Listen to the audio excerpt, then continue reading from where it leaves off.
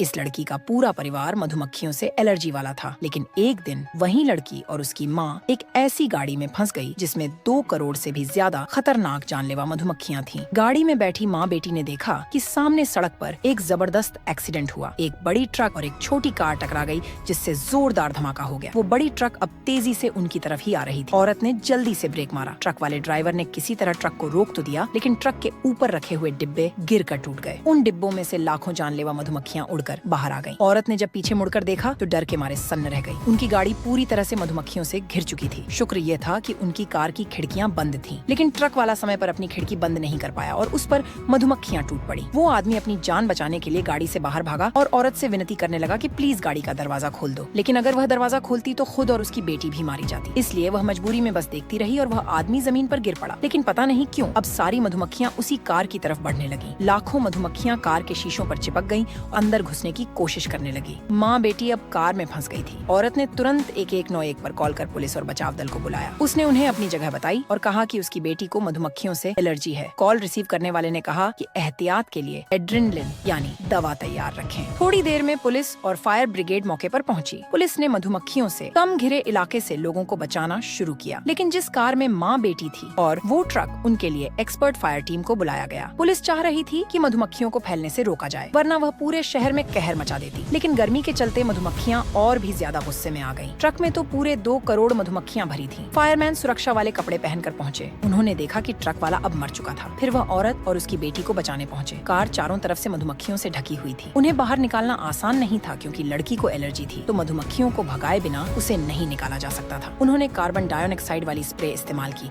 लेकिन सारी स्प्रे खत्म हो गई और मधुमक्खियां फिर भी नहीं हटी। मधुमक्खियों ने पानी खींचने वाली मशीन के पाइप को जाम कर दिया, जिससे पानी भी नहीं निकल पाया। फायर टीम के कप्तान ने और गाड़ियां बुलाने के लिए रेडियो पर संदेश भेजा। इसी बीच कार के अंदर औरत को एक डरावना नजारा दिखा। एक मधुमक्खी कार के अंदर आ गई थी। कॉल सेंटर वाला बोला कि जल्दी से सभी एयर वेंट बंद कर दो। औरत ने ऐसा किया, लेकिन तब तक कई मधुमक्खियां अंदर आ चुकी थीं। अब लड़की खतरे में थी। अगर एक भी मधुमक्खी ने उसे डंक मार दिया तो बाकी मधुमक्खियां भी उसी पर टूट पड़ेंगी और उसकी जान जा सकती है। इसीलिए दोनों अब एकदम चुप और बिना हिले डुले बैठ गई ताकि मधुमक्खियां उन्हें नुकसान ना पहुंचाएं। फायरमैन को एक और घायल आदमी मिला। उसकी सांसें बहुत कमजोर थीं। जब वो उसे चेक करने लगे तो देखा कि उसके मुंह से मधुमक्खियां बाहर आ रही थीं। उसकी सांस की नली जाम हो गई थी, जिससे उसे दम घुट रहा था। कार के अंदर भी हालत बेकाबू हो गई थी। एक मधुमक्खी लड़की के चेहरे पर आकर बैठ गई थी और उसका डंक लड़की की तरफ बढ़ा रही थी।